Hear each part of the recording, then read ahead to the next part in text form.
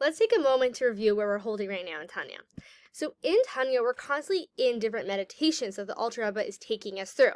So interestingly, the way we learn them is through daily segments. So sometimes we could be in the middle of a meditation that carried over from last week and we're still in it. So it's always very important when learning Tanya that we keep in context of the idea that we're learning and why the Alter Rebbe is bringing this exact idea. Otherwise, it's like, it's interesting, but why are we learning this right now? And so I like to see Tanya really as a song. So it's way easier to understand the different lyrics and the different verses, like, oh, wow, that's a fascinating idea, and wow, that just blew my mind, but actually understand the melody and the ups and downs and the crescendos and exactly where the Alter Rebbe is guiding us. For me, that's the more challenging aspect of Tanya. So where we're at right now is that we've covered in chapter 18 the idea that Kikar Alecha Hadavar Mode. It is very much within our reach. We can love God. Where do we get this ability? The innate dormant love is within our souls.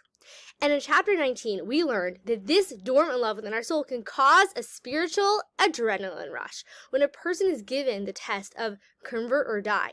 Even if they completely in their value system and their lifestyle, they do not value Judaism, in that moment, that dormant love is going to come awake, that chachma within their soul is going to wash over any delusion, any delusion that says, I don't really need to do anything to connect to God, or even if I do this act, I'm still being connected to God. All get washed away, and that person has a moment of sobriety where they realize that if I'm going to give up my soul right now, I'm disconnecting myself from God.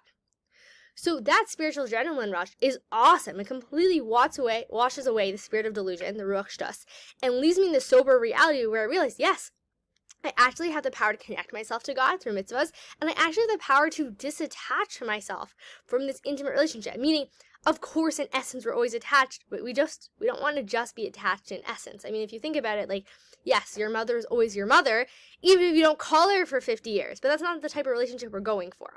And so, yes, we can actually damage our soul. We actually can disconnect the active relationship through a sin. And so that kind of sobriety is fantastic. But we only learned how to do that in a do-or-die situation. So on an average day, how is it actually close to me? The mission statement of the Tanya is Kikar V'Lacha Davar Mot V'Ficha U'Levavcha Lasso So. It's in my mouth and in my heart that I can do it, right? I can have this love of God. So if that's only a convert or die situation, how am I going to access His love in a way that's very near to me? So when a person realizes they are crossing a red line and their connection to God will be jeopardized, their chachma kicks in. This ahavas misuteret kicks in. So the question is, how can we channel that kind of spiritual adrenaline rush on every day? How can I get my chachma and my dormant love to, override the entire system and allow me to choose God in everyday situations? And the truth of this is by realizing that any sin has the ability to disconnect me from God.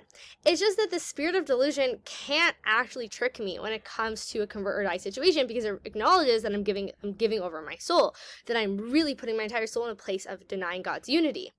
And so if I were to realize that that's an arbitrary red line that I set, right? That's what the spirit of delusion says. This is, that sin isn't such a big deal. That sin is a big deal, right? That's just delusion, because in truth, it's all, God set the red line at any sin. And so when I realize something for a moment, that any sin is disconnecting me, I'm going to have that immediate adrenaline rush.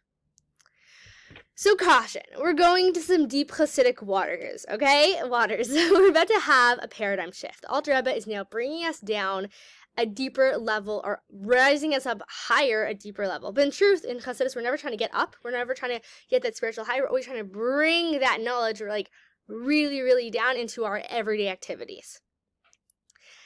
So the Alter Rebbe will now help us intellectually appreciate how God's reality is reality. How there's nothing but God.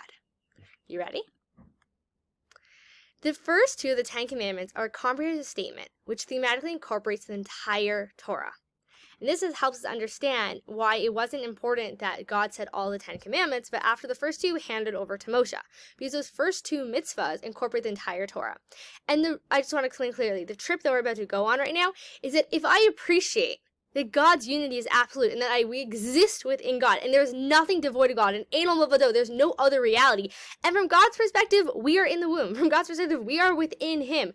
From God's perspective, we are still in His mind, right? We're going to flush out these ideas out over the next, couple of days, but just to have the full perspective of what we're going for. We're going to understand Achdus Havaya, the unity of God. When we say Shema Yisrael, Hashem Elokeinu, Hashem Echad, Hear Israel, Hashem is our God, Hashem is one. When we're in that aspect of unity, we have to close our eyes. Why? Because I see a world of division, right? So we say Shema with our eyes closed because when my eyes are open, I see multiplicity. But in truth, it all exists within God, from God's perspective, from the true reality. There's nothing but Him is the reality. Okay, so now we're going to look at how the first of the 2 Ten Commandments incorporates the entire Torah. Okay, and what are they? The first one is, I'm God, your God, and that incorporates all the 248 positive mitzvahs. Because you think about it, it's love. I am God, your God, right? That draws us close, that makes us want to draw close to God with love. And how do you express love? It's through the 248 love languages, the 248 positive mitzvot. Should not have any other gods. This incorporates the 365 prohibitions. If you think about it in a relationship, it's I'm all yours, I'm God, your God, and you don't have any other gods, to the exclusion of anyone else. And if you think about what we say under the chuppah, the chatan says to his kala, the bride says to the groom as he puts on the ring in that fateful moment, he says, Hareat mikodesheli, you are sanctified to me, meaning you are mine, you are special, you are unique, we are in a unique bond, to the exclusion of everybody else. And that's where true romance comes in. If it's just, I am God, your God, if it's just like, yes, Hashem, I love you, and I also love other gods on Sunday and Tuesday, no, that's not real romance. It's like, yes, you're my soulmate Wednesday through Friday. No, that's not it. It has to have both. It has to have the positive aspect and the prohibition, the boundaries in the relationship. And that boundary is you shall not have any other God. This is why we only heard the first 2 commandments from God himself. For God to say, you have said the rest would have been unnecessary. Since the first 2, it really incorporates the entire Torah. Those are the mission statements. In the Medrash, God is referred to as the one and only, implying that he's the only existence. When we say we believe in the one God, and we say Judaism is monotheistic, Judaism is way more than just monotheistic. It's not just saying there's one God, it's saying there's only God. It's saying that we exist within reality. God is reality. Okay, so that doesn't mean that reality is God, right? God far transcends reality. But God is reality. We're existing within it. Okay, the analogy the Alter was going to bring for us in chapter 21 is an analogy of a snail within its shell.